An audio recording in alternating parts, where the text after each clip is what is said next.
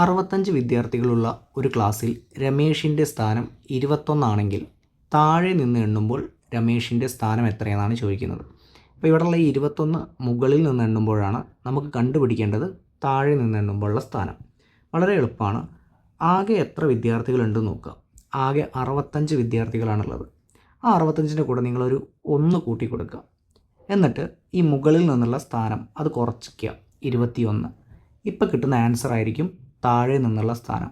65 ഒന്നും കൂട്ടിയാൽ 66 ആണ്. 66ന് 21 കുറയ്ക്കുക, ഉത്തരം കിട്ടുന്നത് 45 ആയിരിക്കും. Option A. ഇനി ഇതിൻ്റെ കോൺസെപ്റ്റ് എന്താണെന്നുള്ളത് നമുക്കൊരു എക്സാമ്പിളിലൂടെ ഒന്ന് പരിചയപ്പെടാം. നോക്കിയോ, A B C D E.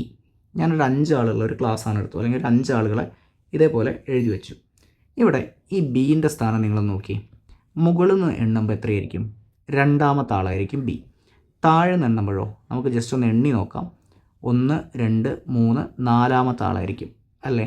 അപ്പോൾ മുകളിൽ നിന്നും താഴെ നിന്നും ഉള്ള സ്ഥാനങ്ങൾ നമ്മൾ എണ്ണി നോക്കി. ഇനി ഈ സ്ഥാനങ്ങൾ രണ്ടും ഒന്ന് കൂട്ടി നോക്കി, എന്താ കിട്ടുക? 4ഉം 2ഉം കൂട്ടിക്കഴിഞ്ഞാൽ നമുക്ക് എത്ര കിട്ടും? 6 എന്ന് കിട്ടും. ഈ 6 എന്താണെന്ന് വെച്ചാൽ നമ്മുടെ ആകെ എണ്ണം ഉണ്ടല്ലോ, 1 2 3 4 5. ആ 5നോട് ആകെ ക്ലാസ്സിലുള്ള എണ്ണത്തിനോട് ഒരു 1 കൂട്ടിയിട്ടാണ് ഈ 6 കിട്ടുന്നത്, ആണല്ലോ. അപ്പോൾ ഈ ഒരു കോൺസെപ്റ്റാണ് നമ്മളിവിടെ യൂസ് ചെയ്യുന്നത്. ഇതേ പരിപാടി എവിടെയും വരും. ഇപ്പോൾ ലെഫ്റ്റ് റൈറ്റ് എന്ന് പറഞ്ഞിട്ട് വരും. A B C D E F 6 ആളുകളുടെ ക്ലാസ്. നോക്കിക്കേ, ഈ സീൻ്റെ സ്ഥാനം നമ്മളോട് പറയുന്നു ഇവിടെ നിന്നിട്ട് 3-ാമതാണെന്ന് പറയുന്നു, തേർഡാണ്. അങ്ങനെയാണെങ്കിൽ റൈറ്റ് സൈഡിൽ നിന്ന് ഇങ്ങോട്ട് എത്രാമതായിരിക്കും? നമുക്ക് എണ്ണി നോക്കി കണ്ടുപിടിക്കാം. അതല്ലാതെ നമ്മൾ എന്ത് നോക്കും?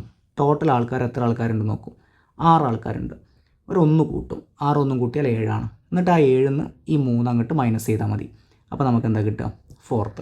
അപ്പോൾ അതിൻ്റെ കാരണം എന്താ? ഈ 2 സ്ഥാനങ്ങൾ കൂട്ടിക്കഴിഞ്ഞാൽ, ഇപ്പോൾ 3-ാമത്തെയും 4-ാമത്തെയും സ്ഥാനം നല്ല കിട്ടിയ 2 സ്ഥാനങ്ങൾ കൂട്ടിക്കഴിഞ്ഞാൽ ആകെയുള്ള ആൾക്കാരുടെ കൂടെ 1 കൂട്ടിയ സംഖ്യയായിരിക്കും കിട്ടുക.